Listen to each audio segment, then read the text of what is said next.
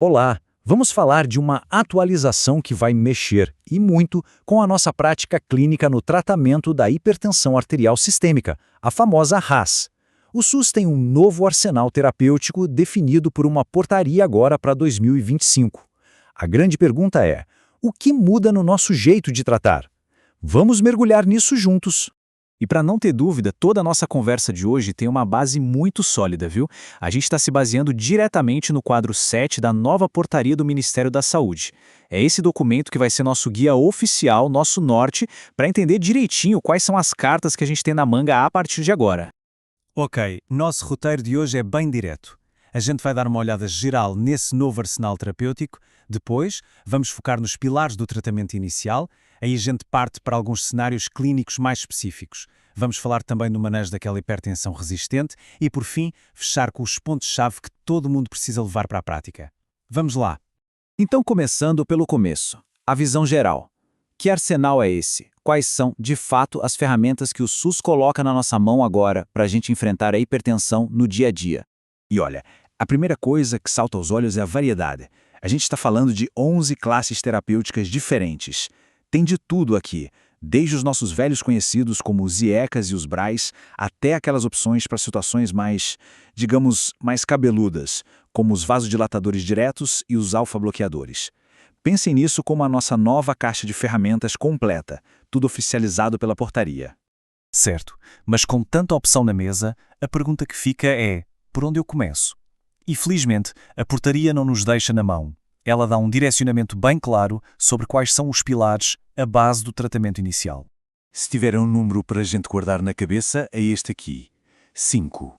Esse número é o centro de tudo. Ele representa o núcleo da estratégia para tratar hipertensão na imensa maioria dos nossos pacientes adultos. É a fundação, sabe? O alicerce sobre o qual a gente vai construir todo o resto do tratamento. E que 5 classes são essas? Bom, são a espinha dorsal do nosso tratamento. A gente tem os IECA, né, inibidores da enzima conversora de angiotensina, os BRA, bloqueadores do receptor de angiotensina 2, os BCC, bloqueadores do canal de cálcio, os diuréticos tiazídicos e, fechando o grupo, os beta-bloqueadores. Entender bem quando e como usar cada um destes aqui, isso é o que vai fazer a diferença e garantir o sucesso na maioria das vezes. E a portaria é bem explícita sobre isso, viu? Ela diz que são essas as classes que a gente deve usar nos 3 primeiros passos do tratamento. A orientação é super clara. A gente começa e otimiza a terapia combinando esses 5 grupos de medicamentos. Só depois, se não der certo, é que a gente pensa em outras opções. É pura racionalidade terapêutica. Mas a gente sabe que medicina não é receita de bolo, né? Cada paciente é um universo. Então, vamos em frente, porque agora a gente vai ver como a portaria nos ajuda a individualizar o tratamento, olhando para as comorbidades que cada paciente traz. Vamos pegar um primeiro cenário, bem comum no consultório: paciente com hipertensão e, junto, uma fibrilação atrial. Essa é uma dobradinha clássica, que pede um remédio que consiga fazer 2 coisas ao mesmo tempo: controlar a pressão e a frequência cardíaca. E para esse paciente, qual a indicação? A portaria aponta direto para os bloqueadores de canal de cálcio não dihidropiridínicos. O verapamil é o exemplo que temos no SUS. É uma jogada de mestre, porque com uma única medicação a gente atua nas 2 frentes. Isso é otimizar o tratamento. Agora, um outro cenário que costuma ser bem desafiador: o paciente que tem a RAS e, de quebra, tem insuficiência cardíaca ou doença renal crônica. Aqui, o buraco é mais embaixo, porque o remédio que a gente escolher para a pressão vai impactar diretamente no futuro dessas outras doenças. Nesses casos, a portaria nos direciona para aquelas classes que já têm benefício mais do que comprovado. A furosemida, nosso diurético de alça, por exemplo, é peça-chave para manejar a congestão na insuficiência cardíaca. E os beta-bloqueadores e os IECAs? Esses são reforçados como medicamentos que mudam o jogo, que realmente alteram o prognóstico. Eles reduzem a mortalidade na IC e ainda dão aquela protegida no rim do paciente com DRC. Ok, mas e quando a gente já usou a terapia tripla, otimizou tudo e mesmo assim a pressão não controla? Aí a gente entra no campo da hipertensão resistente.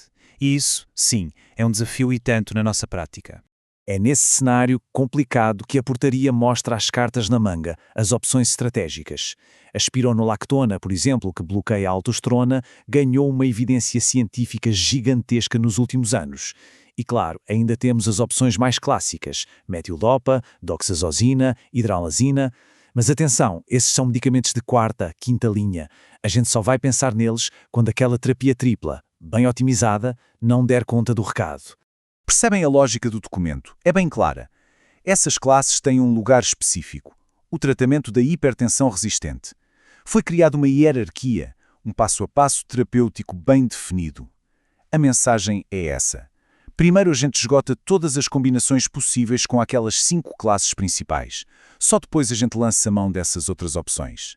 Bom, para a gente fechar e organizar as ideias, vamos resumir tudo isso em alguns pontos-chave. A ideia é transformar essa portaria num guia prático, algo para a gente usar no dia a dia, seja no consultório ou na enfermaria. Então, como a gente leva isso para a prática? A estratégia toda pode ser resumida assim.